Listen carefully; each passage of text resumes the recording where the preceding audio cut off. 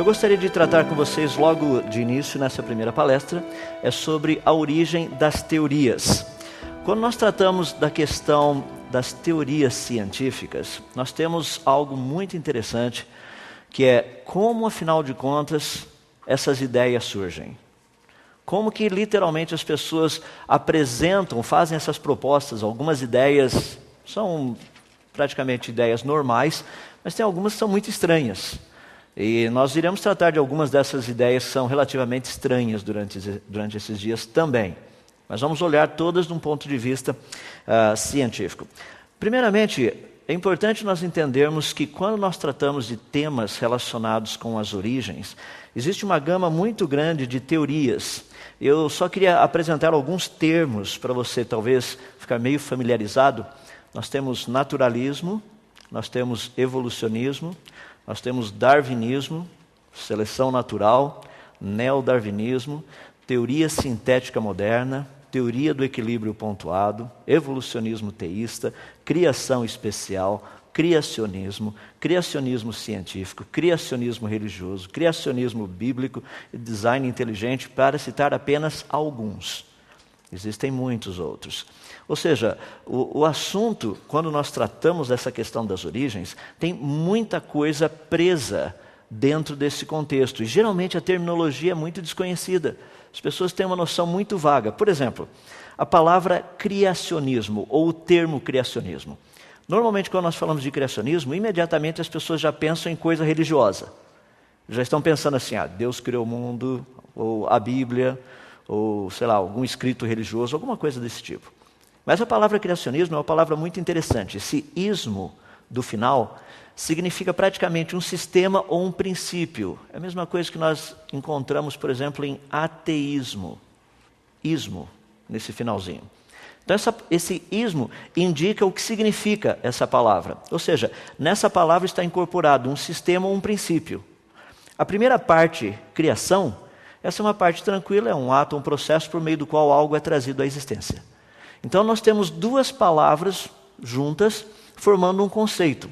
A palavra criacionismo, tecnicamente, ela apenas significa uma proposta ou um conjunto de propostas científicas, tem que ser testável, obviamente, e esse conjunto de propostas afirma que processos naturais e leis da natureza não teriam trazido à existência o universo, a vida e mesmo a complexidade que nós encontramos neles. Em outras palavras, quando nós tratamos de criacionismo, a palavra criacionismo não é uma terminologia religiosa. No entanto, ela é tratada como se fosse religiosa. Eu digo isso porque algumas das minhas oportunidades de falar em universidades por aí, eu já fui apresentado em algumas delas como padre ou pastor, porque eu fui falar do criacionismo. Mas a proposta do criacionismo, a proposta em si, não é uma proposta religiosa. Eu não vou entrar em detalhes em toda aquela terminologia, mas eu vou pegar de toda aquela terminologia 3 termos que são muito importantes para que nós entendamos o significado desses termos. O primeiro deles, que é a ideia de criacionismo, está relacionado com 3 possibilidades desse termo. É por isso que nós temos que usar um adjetivo para esclarecer que tipo de criacionismo. Nós temos praticamente o criacionismo científico, nós temos o criacionismo religioso e nós temos o criacionismo bíblico. 3 tipos de criacionismos diferentes. O criacionismo científico, ele preocupa-se apenas com pesquisa científica. Não existe nenhum interesse por parte das pessoas que trabalham no criacionismo científico em tentar provar que Deus existe, ou mesmo tentar provar que Deus criou o mundo, coisas desse tipo. Não é o alvo. Ele trabalha com pesquisas científicas. Existe uma questão muito interessante a respeito disso. À medida que nós desenvolvermos as palestras, eu creio que o ponto irá ficar muito claro. Muitas pessoas falam assim, mas trabalha com pesquisa científica para quê? Para provar que Deus existe? É impossível provar que Deus existe. Obviamente não é esse tipo de pesquisa científica. Então nós vamos procurar entender um pouquinho mais do que significa essa pesquisa científica do criacionismo científico. Mas existe um outro tipo de criacionismo também, que é o criacionismo religioso. Esse criacionismo, ele é temático, são vários deles.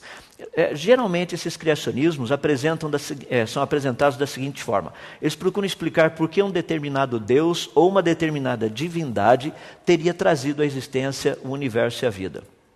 Essa é a ideia principal dos criacionismos religiosos. No entanto, existe um, que é o criacionismo bíblico, que não é um criacionismo religioso. O criacionismo bíblico, ele é diferente porque ele não é temático, ele é descritivo. Ele simplesmente diz o que o Senhor Deus fez no dia 1, no dia 2, no dia 3, no dia 4. Ele não tenta explicar por que Deus criou o mundo. Não existe isso. Se você tem dúvida, é só ler os 2 primeiros capítulos de Gênesis, você irá perceber que não existe nenhuma menção do porquê as coisas foram criadas. Apenas nos é dito o que foi criado e quando foi criado, em qual ordem as coisas foram criadas. Portanto, existe uma diferença entre o criacionismo científico, religioso e o bíblico. Para deixar um pouquinho mais claro, o criacionismo científico, ele não trabalha com pressuposições ou pressupostos religiosos. Esse é um ponto extremamente importante, porque quando eu digo às pessoas que eu sou criacionista, muita gente já vem direto e pergunta o seguinte: qual a sua religião? Por quê? Não existe uma ideia ainda formada nas mentes das pessoas de qual criacionismo nós estamos tratando.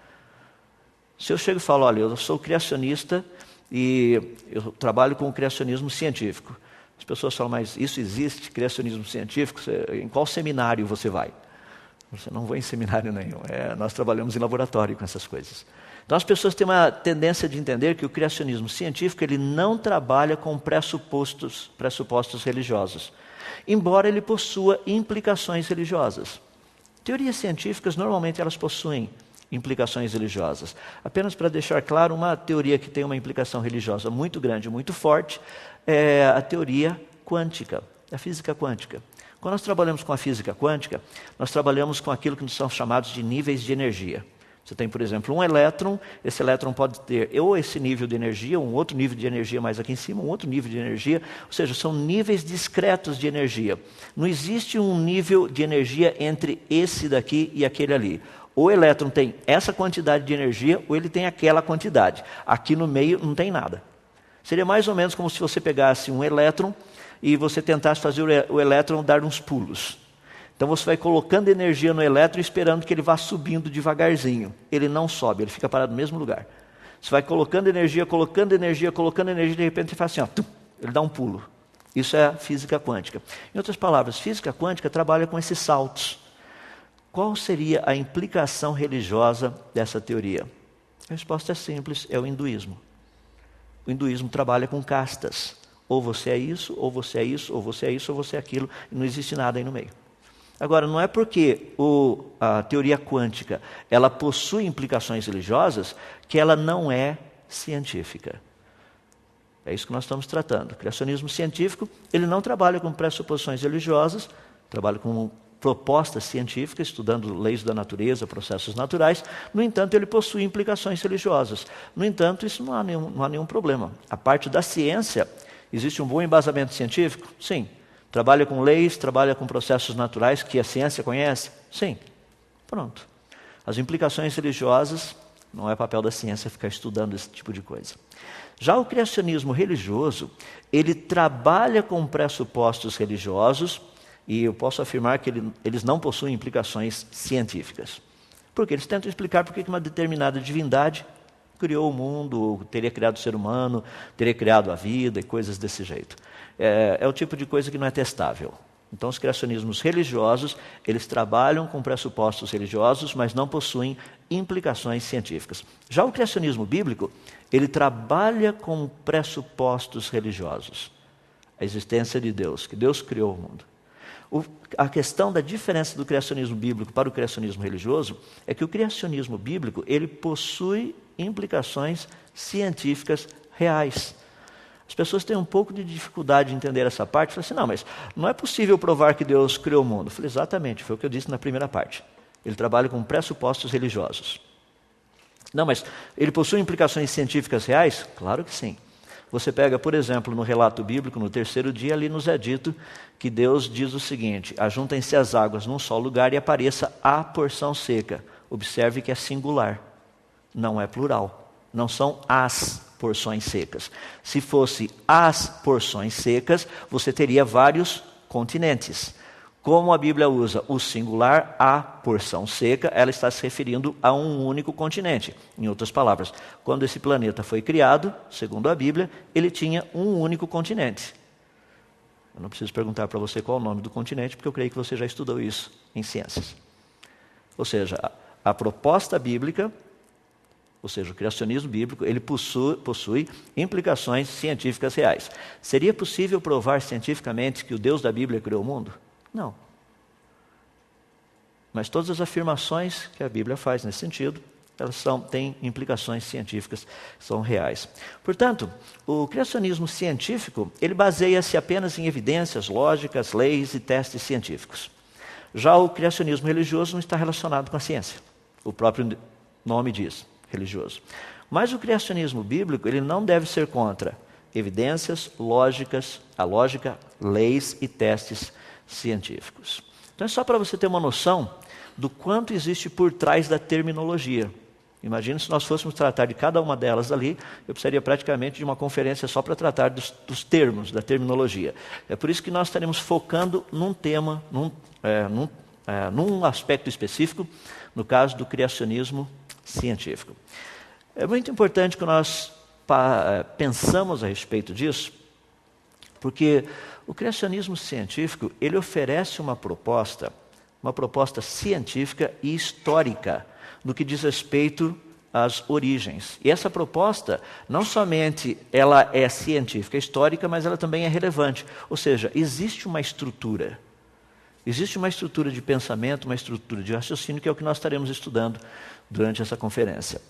Agora, afirmar que o criacionismo científico é religião, isso demonstra falta de conhecimento. Então nós precisamos entender um pouquinho mais a respeito disso. Dito essas coisas, vamos parar de pensar um pouquinho a respeito das teorias relacionadas com as origens.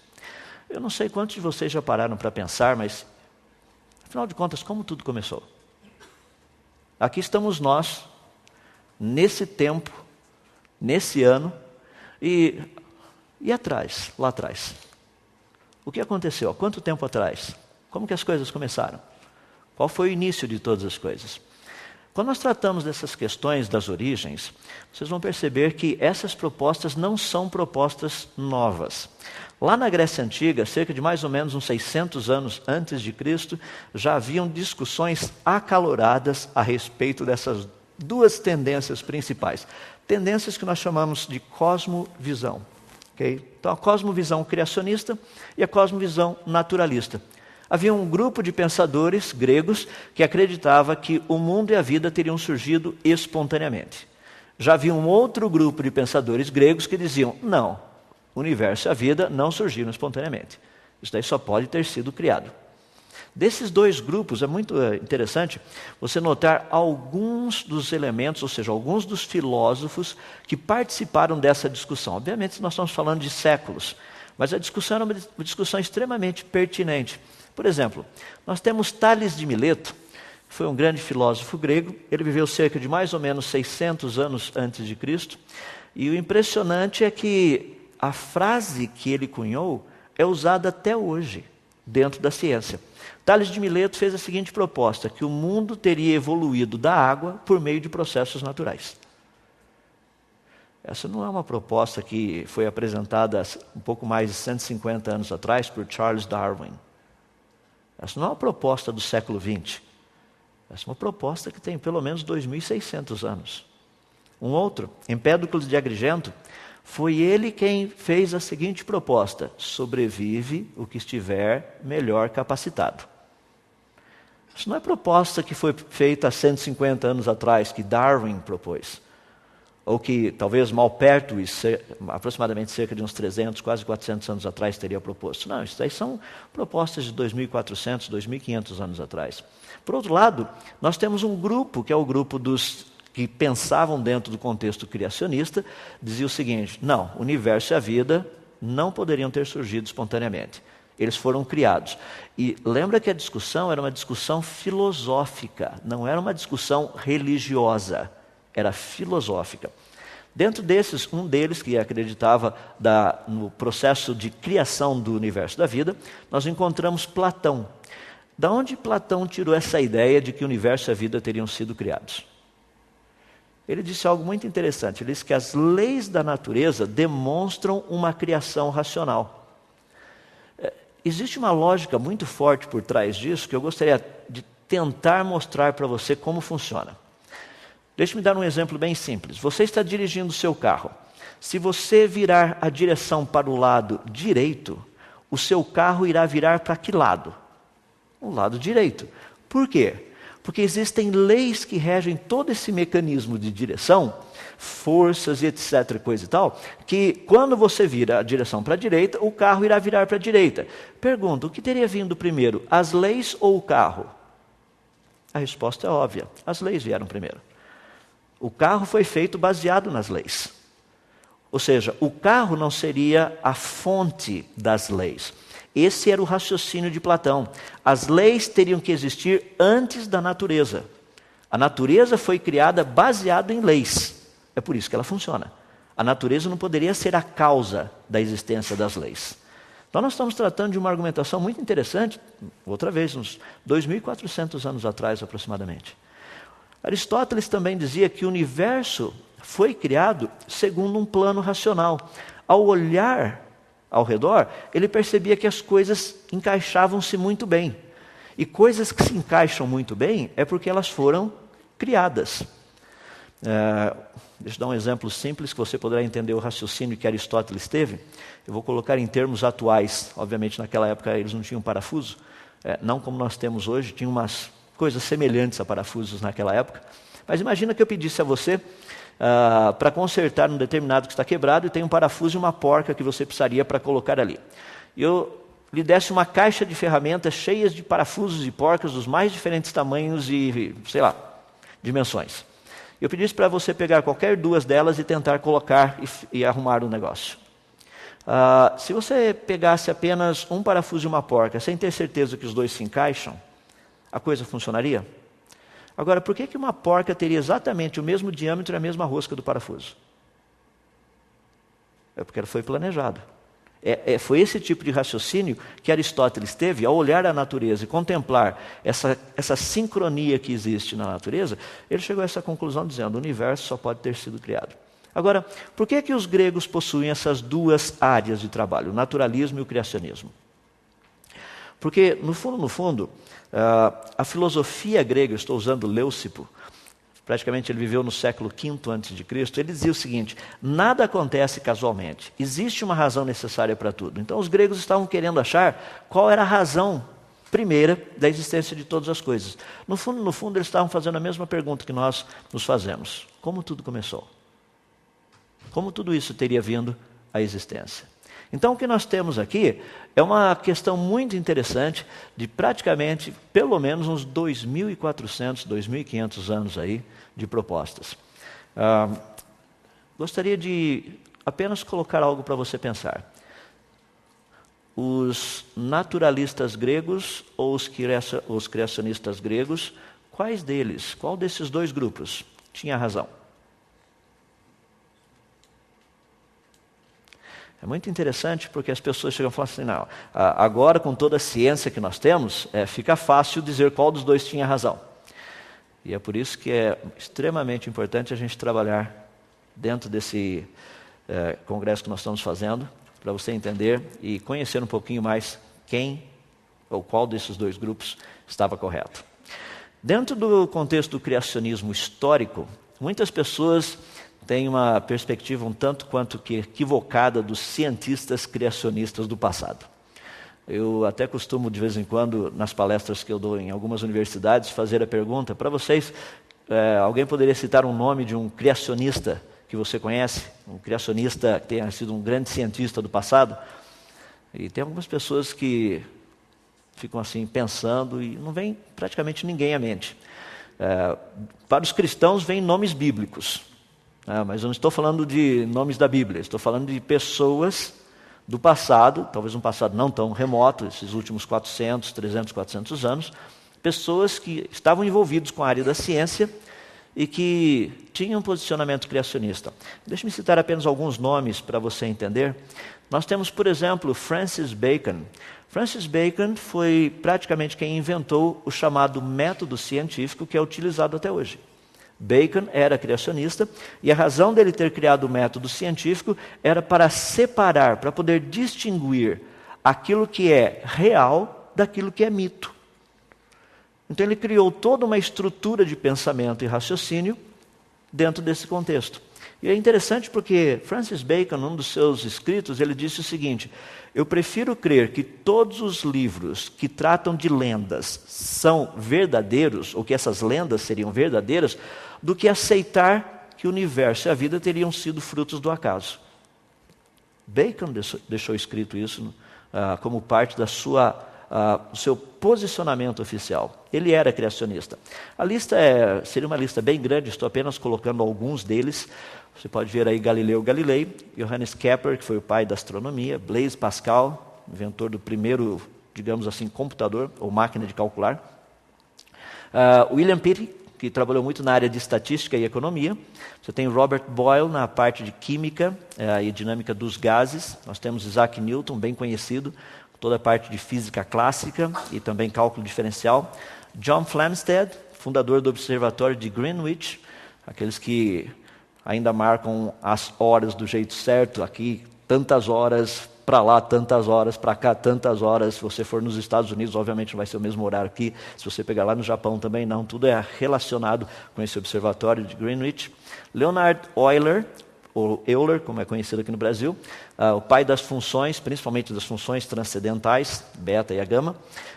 Carlos Linné, que praticamente é o pai da taxonomia. As pessoas falam, não, mas Linné era evolucionista. Não, ele não era evolucionista, ele era criacionista. Ele queria classificar os organismos de uma forma que facilitasse o estudo dos diferentes grupos. Linné nunca propôs uma ordem evolutiva, era uma ordem classificatória. A ordem evolutiva veio depois, a proposta dele não era essa.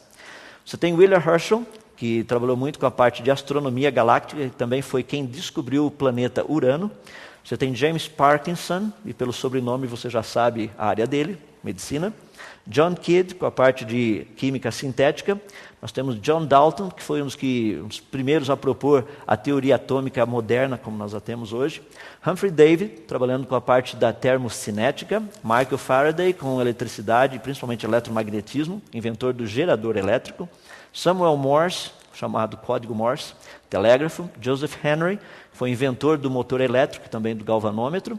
Nós temos também Richard Owen, que foi um paleontólogo. Interessante, o termo dinossauro foi criado por ele. Tá?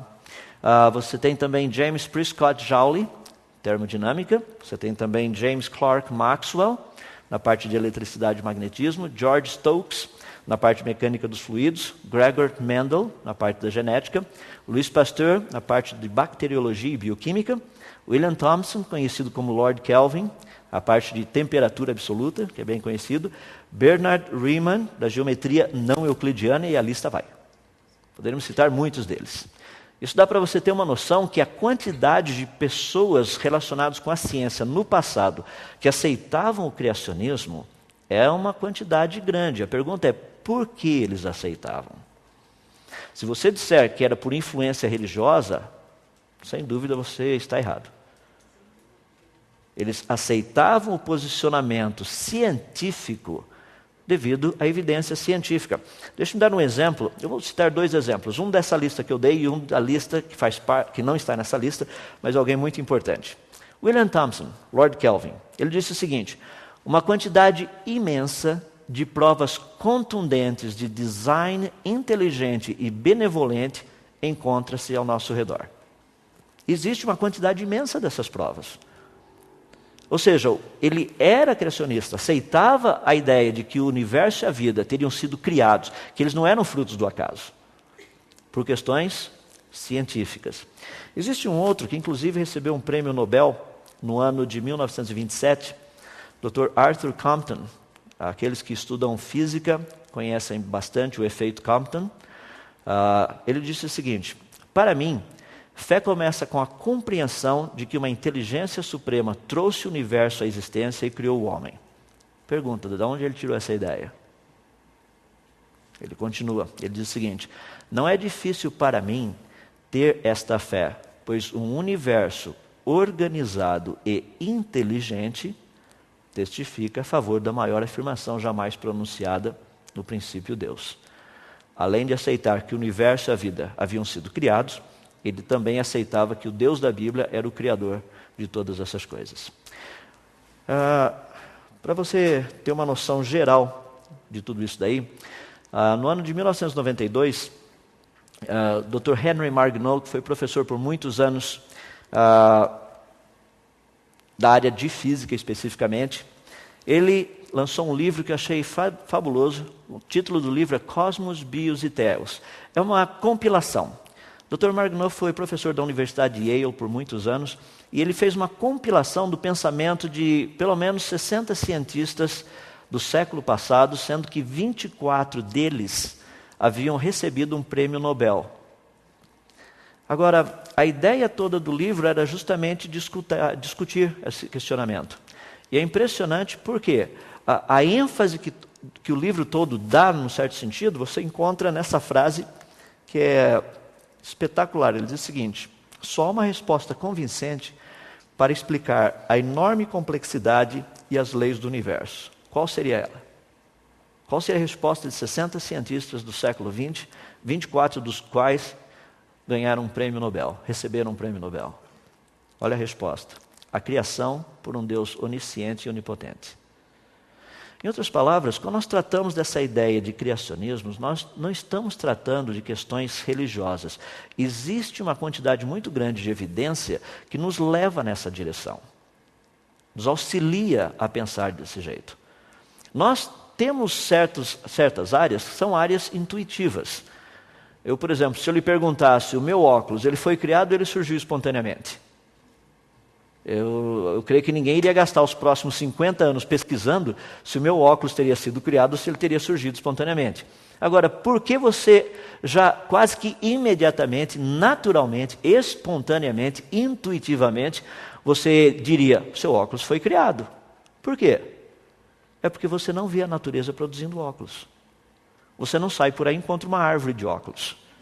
Você não sai por aí, vai na praia e você percebe lá um pouquinho de areia, esse pouquinho de areia fica lá, daqui a pouco cai um raio, esse pouquinho de areia vira, por exemplo, um pedaço de vidro, e esse pedaço de vidro, à medida que a onda do mar vai e vem, vai pulindo o vidro, vai dando formato no vidro, e daí por alguma razão misteriosa, ferro ali por perto derrete, ele forma certinho em volta do vidro, encaixa tudo direitinho, daí as perninhas por alguma razão vão... Ou seja, você entendeu o espírito da coisa? Esse é o ponto que é importante. Nós olhamos a natureza, nós estudamos a natureza, nós sabemos o que a natureza, por meio das suas leis e dos seus processos naturais, o que a natureza tem condição de fazer e o que ela não tem condição de fazer. Baseado nesse conhecimento, é que muitos cientistas dizem, o universo e a vida foram criados. Então, quando nós pensamos em termos dessas teorias todas, essas ideias, vamos parar e pensar um pouquinho no mecanismo de tudo isso. Eu queria dar algumas sugestões para vocês. Por exemplo, quando nós tratamos teorias, nós temos que fazer observações. Eu acabei de mencionar alguns exemplos aí. Você não acha uma árvore de óculos, obviamente, mas você acha árvores de outras coisas. Você tem condição de ver muita coisa interessante. Eu queria usar um exemplo bem prático, que é o seguinte. Imagina que nós quiséssemos estudar a questão da chuva. Formando assim um tempo muito negro de chuva, parece que vai chover bastante. Então nós queremos aprender um pouquinho ali. E você percebe que existe alguns eventos, alguns fenômenos que ocorrem normalmente quando existe chuva. Você percebe que tem um tipo de nuvem específico. Você percebe que algumas vezes tem raios, e quando tem raios tem trovão. Você percebe que à noite, quando está formando aquele tempo de chuva, existem relâmpagos. Mas você percebe algumas vezes também que noites que não tem nuvem nenhuma também tem relâmpago. Daí você vai tentar associar todos esses itens. Dentro da ciência é justamente isso que nós precisamos fazer. Nós precisamos olhar as evidências, olhar os fenômenos, estudar e ver se existe algum tipo de relacionamento entre eles. Quer ver um exemplo que é muito interessante? Eu gosto de colocar isso daí, porque todos nós somos bons cientistas. Você é, eu também, o pessoal que está nos ouvindo também. Olha que interessante. Você chega na sua casa, aquele vaso espetacular que você ganhou de presente, que é caríssimo, está lá no chão em 500 milhões de pedaços, quase atomizado. E você pergunta para o seu filho, que está segurando uma bola de futebol, e pergunta a ele o seguinte: o que aconteceu? A resposta dele é a seguinte: o vaso caiu.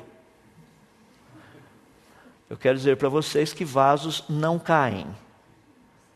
Vasos são derrubados. Não existe vaso com problema psicológico tendente ao suicídio, eles pulam do lugar onde eles estão e se matam.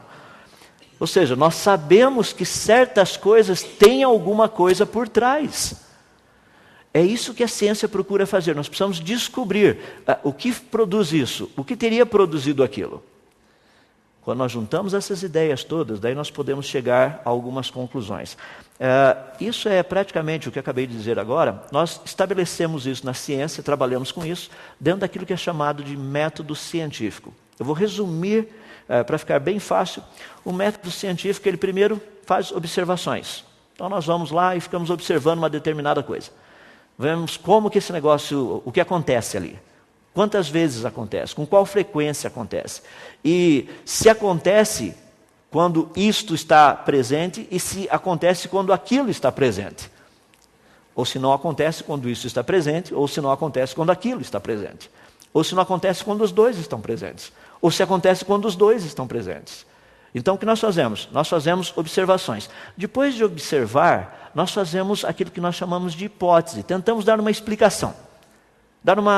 Pelo menos uma explicação básica. Essa proposta, no caso a hipótese, ela não necessita ser testável. Nós apenas estamos expressando aquilo que nós achamos. Depois de avaliarmos bem essa hipótese, nós temos que formulá-la de uma maneira que ela se torne uma teoria. Daí sim, como teoria, ela precisa ser testável. Daí nós precisamos lá e fazer um teste, ver se ela funciona ou não. E por fim, se essa teoria, nós percebemos que ela funciona e ocorre em todas as vezes, nós transformamos essa teoria naquilo que nós chamamos de lei. Ou seja, essa explicação realmente descreve como a natureza funciona. Então essa é a ideia básica que nós temos aí por trás. Só para você entender, essa questão de leis da natureza é algo muito legal. Porque nós precisamos entender e aprender sobre elas. Nós não criamos as leis, nós apenas descobrimos as leis. Então, geralmente, quem descobre a lei recebe, ou seja, o nome dessa pessoa passa a fazer parte dessas leis que agora são conhecidas. Por exemplo, se eu falar para vocês, as leis de Kepler. Kepler não criou as leis, Kepler descobriu as leis. Então, nós temos 3 leis de movimento planetário. São as leis de Kepler. E assim funciona dentro desse contexto, as leis da natureza. E existe uma quantidade muito grande delas. Estou citando apenas algumas aí. Existem leis que são leis de conservação. Existem outras leis relacionadas com gravidade, leis que estão relacionadas com o movimento planetário, como eu citei, leis da termodinâmica, leis de radiação, leis relacionadas com a luz, e a lista vai. Nós temos leis dentro da ciência também, leis como a biogênese, as leis que regem a hereditariedade, leis que regem a codificação genética, tem uma lista muito grande. Um exemplo prático, aí nós temos na física a ideia de leis das cargas elétricas. Cargas elétricas com o mesmo sinal, positivo, positivo ou negativo, negativo, elas se repelem. Cargas elétricas com sinais opostos se atraem. Não fomos nós que determinamos isso. Nós apenas descobrimos que é assim que a natureza funciona. É uma lei. Quando nós trabalhamos na química, a lei do equilíbrio químico. Você percebe que certas misturas, quando nós colocamos juntas ali, por exemplo, aí você está vendo o cloreto de cobalto, que muitos professores de química gostam de fazer, porque os alunos ficam, uau, muda de cor. Você coloca um negocinho lá, de repente tem uma cor, daí ele vira outra cor. Por quê? Um equilíbrio químico. É espetacular. Funciona? Funciona. Não fomos nós que determinamos essa lei, nós apenas descobrimos que é assim que a natureza funciona. Quando nós pegamos o exemplo que eu dei para vocês, as leis de Kepler relacionadas com o movimento dos planetas, a órbita dos planetas em volta de um corpo celeste não é uma órbita circular, é uma órbita elíptica. Não fomos nós que criamos essa lei ou essas leis. Não, nós apenas as descobrimos. No caso da lei da biogênese, vida gera vida. Essa é uma lei que foi descoberta. Não fomos nós que criamos a lei. Então nós temos uma quantidade muito grande de leis, e a ciência trabalha com essas leis. Nós temos também uma quantidade muito grande de processos naturais. Ou seja, são os processos que a natureza usa para funcionar. Nós temos alguns, por exemplo, combustão, cristalização, centrifugação, eletrólise, oxidação, redução, fossilização, fermentação, e a lista vai. Todos esses processos nós não criamos, nós sabemos que eles existem na natureza, a natureza os utiliza. Em alguns casos nós aprendemos com a natureza e a gente faz igual. Por exemplo, a questão da combustão é algo muito interessante. Nós simplesmente usamos a ideia e agora nós temos condição de usar esse processo natural e aplicar até mesmo aos nossos foguetes. Nós temos, por exemplo, coisas que nós procuramos evitar, que é a oxidação. Essa é uma área que eu trabalho, dentro da área de anticorrosão. Ou seja, você deixa coisas, a tendência normal é delas começarem a enferrujar-se. Nós temos na área da geologia, por exemplo, a questão da erosão. É um processo natural. Dentro da biologia, nós temos, por exemplo, fotossíntese. Ou seja, existem muitos processos naturais, muitas leis da natureza. Como que tudo isso pode ser utilizado, portanto, pela ciência? Quando nós olhamos lá no passado, nós não temos condição de saber como que as coisas foram criadas, mas nós temos as leis da natureza e os processos naturais. Ao estudarmos as leis da natureza e os processos naturais, nós podemos ter uma boa ideia do que teria acontecido ou do que não teria acontecido, do que seria possível e do que não seria possível. Então, essa é a ideia principal no estudo das origens. Em última análise, o que nós temos que fazer, que é um processo muito importante, quando nós trabalhamos com teorias científicas, é procurar desenvolver um mecanismo que nós pudéssemos literalmente testá-las. Por exemplo, qual seria a diferença entre uma teoria e um mito? Qual a diferença dos dois? Algumas pessoas dizem que se tomar manga com leite você morre. Isso é uma teoria ou é um mito? Seria possível testar? Nós podemos pedir para o pessoal depois preparar, quando você chegar na sua casa, você faz um copo de manga com leite e testa. E nós podemos ver o que acontece. Tenho certeza que você está plugado na internet para a gente poder ver o que vai acontecer depois disso. Ou seja, qual seria a diferença, portanto, entre uma teoria e um mito? Isso é muito fácil de ser resolvido na ciência. É muito fácil. Teorias, de uma forma bem reta e direta, elas trabalham num sistema a posteriori, ou seja, depois de examinarmos as evidências. Você tem um grupo muito grande de evidências, você examina essas evidências, daí você faz uma teoria. Mito trabalha de um outro jeito. Mito trabalha a priori. Antes das evidências aparecerem, a gente já diz o que vai ser. Pare e pense a respeito dessas duas propostas, são propostas bem simples, bem retas e diretas. Quando você pensa em termos de teorias das origens, à medida que formos estudando, gostaria que você mantivesse, ou tivesse em mente, essas duas coisas. A posteriori, a priori. Evidências e falta de evidências. Processos naturais, leis da natureza e processos que ninguém sabe quais são. Então nós vamos estudar e pesquisar a respeito disso. Partindo para a questão de como juntar todo esse pacote. Afinal de contas, teorias são criadas, teorias são feitas. E quais são os elementos básicos dessas teorias? Tem 5 deles que eu procuro esclarecer para que ninguém tenha dúvida. Nós temos, no caso, o cientista, nós temos o raciocínio, temos a evidência, temos a questão das probabilidades relacionadas com a coisa acontecer ou não, e daí a ideia principal final, que é a questão, quando nós tratamos da teoria. O cientista, o primeiro, é um problema. Muitas pessoas têm uma ideia de que cientista é uma pessoa, assim, infalível, está sempre, ou seja, uma pessoa sem pressuposição, sem pressupostos, ela é neutra, e ele é prático, objetivo. Muitas pessoas acham que, inclusive, ele está sempre de avental branco, tem todas essas coisas por aí. Mas, na verdade, a parte da ciência, nós sabemos que os cientistas, Nós somos pessoas normais. Eu sei que muitos não acreditam nessa afirmação, mas nós somos. É que nós temos uma percepção da natureza que a maioria não tem. É por isso que nós vivemos preocupados com as coisas. As pessoas acham que está tudo bem por aí. De vez em quando passa um meteoro por aqui, fica todo mundo assustado. A gente está assustado o tempo todo com isso. Não só quando eles passam. Quando eles também não passam, nós estamos assustados. Ou seja, quando nós tratamos essa questão específica do cientista, nós precisamos entender que cientistas também erram. Teorias, muitas vezes, são refutadas. Nós, muitas vezes, não gostamos disso. Mas essa é a realidade. Estou dando um exemplo bem simples aí, Albert Einstein, mostrando quem é o de verdade e quem é o de brincadeira. O de verdade está de paletó e gravata. O bonequinho que está literalmente com um jaleco branco, esse é só o bonequinho. Ou seja, vamos entender que quando nós tratamos de ciência, não é porque o cientista disse. Não é assim que funciona.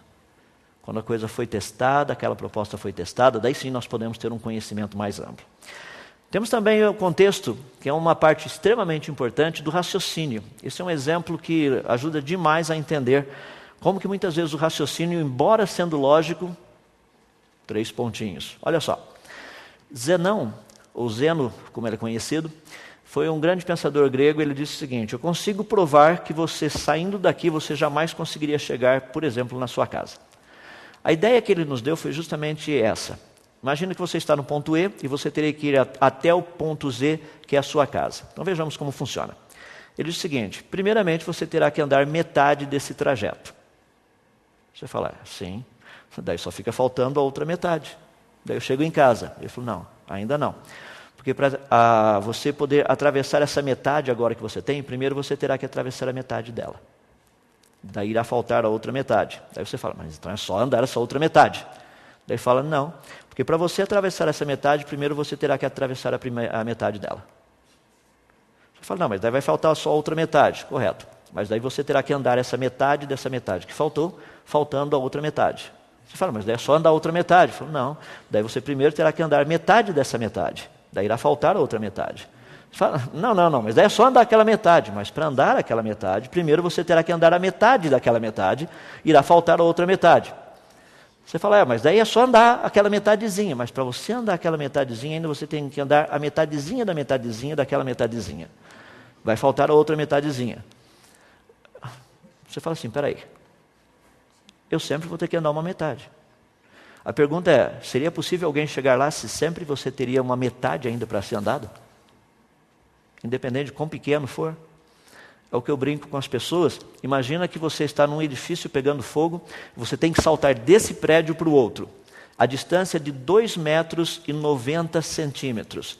E você consegue pular 2,89 metros. Eu acho que você não vai cair no outro prédio. Matematicamente eu posso dizer que nós vamos ouvir coisas fabulosas a teu respeito, tudo que você fez na sua vida e coisas assim. Em outras palavras, você teria que percorrer a distância toda para chegar lá. Quando as pessoas olham para esse paradoxo do Zeno, eles dizem o seguinte, rapaz, mas esse é um paradoxo extremamente interessante, porque ele é lógico. Correto. Esse é o ponto que eu gostaria de tratar. O fato dele ser lógico significa que ele está correto? Não. Nem todo raciocínio lógico está correto. O raciocínio é lógico, só não está correto. Tanto é que nós podemos usar a matemática e mostramos claramente, aí você tem uma sequência muito interessante, você vai vendo como que funciona as metades, somando uma metade, mais outra metade, mais outra metade. Ou seja, dá para a gente resumir, isso daí é uma série geométrica infinita, ela é convergente. Se você gosta da teoria dos limites e trabalhar com limites, você pode fazer todos os cálculos, mostrando que uma somatória infinita de metades é o número 1, ou seja, é o completo. Essa é uma das áreas que eu gosto, matemática. Tem condição de você somar coisas absurdas por aí. Um número infinito. Como é que você soma um número infinito? É só pegar o primeiro e o último. Aí você fala, mas como que é o primeiro e o último? Por exemplo, entre o número 1 e o número 2 existe um número infinito de números.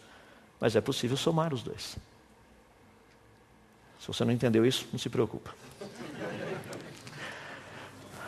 Raciocínio é algo importante. Nós temos aí, por exemplo, a coluna geológica. Dentro da coluna geológica, a ideia que nos foi passada é que essas camadas de rochas que nós encontramos no solo no planeta Terra seriam camadas que teriam sido produzidas ao longo da história do planeta. O raciocínio é lógico? Sim. A pergunta é, ele está correto? Então, quando nós olhamos um raciocínio como esse, nós percebemos que existem fósseis de troncos de árvores, são fósseis poliestratificados. Eles atravessam várias camadas dessa coluna geológica. Então, nós sabemos que, embora o raciocínio seja lógico, ele não está correto. Nós vamos trabalhar um pouco mais com isso lá na frente. Uma outra área que é importante dentro dessa questão de desenvolvermos uma boa teoria está relacionada com a questão das evidências. Por exemplo, suponhamos que eu queira desenvolver um método simples, bem simples, para obter raiz quadrada de alguns números. Raiz quadrada é uma operação matemática. Mais especificamente, raiz quadrada de 4 algarismos. Se você esqueceu o que é raiz quadrada, é só achar um número que multiplicado por ele mesmo dá o valor daquele número que você quer achar a raiz quadrada. Vamos tornar a coisa simples. Raiz quadrada de 100. Que número multiplicado por ele mesmo dá 100? É o 10. 10 vezes 10 dá 100, portanto a raiz quadrada de 100 é 10. Essa é a ideia. Então vamos procurar achar uma metodologia que nos permita ter raiz quadrada, literalmente, de números de 4 algarismos, ou seja, que vão de 1000 até 9.999. Aí você tem um deles, 2025, raiz quadrada é 45. Deixa eu me dar uma dica de como fazer isso. Se você pegar 2025 e dividir bem no meio, você tem 20, tem 25, se você somar os dois dá 45, que é exatamente o valor da raiz quadrada. Esse é um método espetacular. A gente trabalha com isso o tempo todo. Um outro exemplo disso, 3025. Raiz quadrada de 3025 é 55. Se você dividir de novo no meio, você tem 30 com 25, e 30 mais 25 dá 55, que é exatamente o valor da raiz quadrada. E se você acha que só funciona com 5, eu quero mostrar que funciona também com aquilo que não é 5. Raiz quadrada de 9.801 é 99. Se você dividir novamente no meio, você tem 98 mais 1 dá 99, perfeito. Ou seja, existem evidências. Eu poderia dizer para você o seguinte, está aí uma metodologia de você achar raiz quadrada de números que vão de 1000 até 9.999. E daí você sai feliz da vida daqui, e fala assim, que bom, segunda-feira eu vou matar meu professor de matemática porque ele não me ensinou isso. O que ele me ensinou foi um pouquinho diferente dessas coisas. No entanto, se você fizer a sua pesquisa um pouquinho mais aprofundada, você vai descobrir, por exemplo, números como 1024, que a raiz quadrada é 32. Se você usar a metodologia e dividir bem ao meio, você tem 10 mais 24, que daria 34. Só que a raiz quadrada é 32. Você fala, puxa, mas deu perto. Estava indo tão bem. Raiz quadrada de 2500 é 50, só que 25, dividindo em duas partes. 25 mais 0 dá 25. Raiz quadrada de 5.929 é 77. Só que se você somar 59 com 29, dá 88 e não 77. E as pessoas chegam e falam assim, rapaz, o que aconteceu? Estava indo tão bem. A teoria deveria funcionar. A evidência era boa. O problema é que eu peguei apenas 3 números que eu ofereci a vocês, e são os únicos 3 números de 1000 até 9.999 que esse negocinho funciona. Ou seja, seria possível manipular a evidência? A resposta é sim, é possível manipular evidências. Então nós precisamos pegar o maior número de evidências possível. O maior número. Os 2 últimos pontos que eu gostaria de colocar para você pensar, um deles está relacionado com um aspecto muito importante, que é o que nós tratamos da teoria, a teoria do bolo de chocolate. Essa teoria é uma teoria muito interessante. Eu já tenho citado, creio que você já deve ter ouvido. A teoria seria a seguinte, você chega na sua casa hoje à noite e, adivinha o quê? Tem um bolo de chocolate esperando por você lá. Só que quando você saiu não tinha bolo de chocolate. Então como funciona? Primeira parte da teoria, uma teoria, iria sugerir que alguém que sabe fazer bolos de chocolate foi até a despensa, pegou os ingredientes e preparou um bolo de chocolate. Fez tudo certinho, ou seja, o bolo de chocolate foi produzido por uma mente inteligente. Uma segunda teoria, que é bem interessante também, diria o seguinte, que um caminhão de supermercado estava fazendo entrega, passando perto da sua casa, o teu vizinho lá, atravessou na frente do caminhão correndo para pegar a bola, e literalmente o motorista do caminhão, para não atropelá-lo, acionou os freios e adivinha o que aconteceu? O caminhão começou a capotar. Lá atrás desse caminhão que estava fazendo entregas para o supermercado, tinha sacos de farinha, sacos de açúcar, tinha latinhas de... todos esses negócios lá atrás. E começou a capotar e os sacos de farinha se abriram, as latinhas de Nescau também, latinhas de fermento também, os pacotinhos de leite romperam-se. Esse negócio todo foi acontecendo. E lá atrás também tinha um tipo de um container pequenininho, que um pouco da farinha caiu ali dentro, um pouco do açúcar caiu ali dentro, um pouco do sal caiu ali dentro, um pouco do achocolatado caiu ali dentro, um pouco do, sei lá, do óleo caiu lá dentro também. E, por incrível que pareça, os ovos batiam lá em cima e caíam lá dentro também. Foi espetacular a coisa do que estava acontecendo lá atrás. E depois de um certo tempo, esse caminhão parou, pegou fogo. Foi um incêndio. Chamaram os bombeiros chegaram lá, apagaram todo o incêndio, e no meio dos escombros eles encontraram um bolo de chocolate. Como aconteceu em frente à sua casa, eles deixaram um bolo de chocolate lá na sua casa, para resolver o problema de tudo. Eu creio que com essa ilustração daria para você entender especificamente o que nós estamos tratando de criacionismo e evolucionismo. É bem fácil a gente perceber a diferença dos dois. O último ponto que eu deixei para vocês, que eu mencionei, está relacionado com a questão da probabilidade. Pergunta: qual a probabilidade de um caminhão capotando, mesmo tendo todos os ingredientes necessários para fazer um bolo de chocolate, fazer um bolo de chocolate? Essa é a parte que os matemáticos entram, estudam e procuram dizer o que seria possível e o que não seria possível. Então eu creio que você tenha uma noção aí do que nós estaremos estudando e trabalhando durante as próximas palestras.